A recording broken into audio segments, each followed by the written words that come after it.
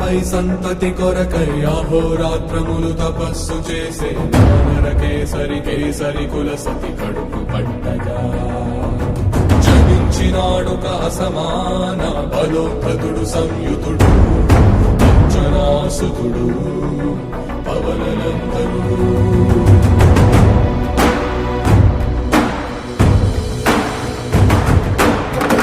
కిరణముల ఉదయాత్మి గని అది పండిన తీయని పంటను పడు సూర్యమండలము పండితి జ్ఞానని వీళ్ళుడే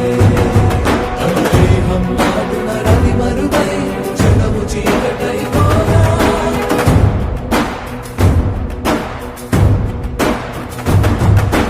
అది అమరేంద్రుడు గమనించి తన ఐరావతమది ఓడించి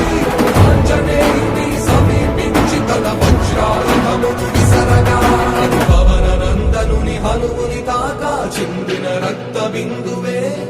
విద్యుద్వేగంతో ధరణి స్థలి వంద కడలిలో చచ్చి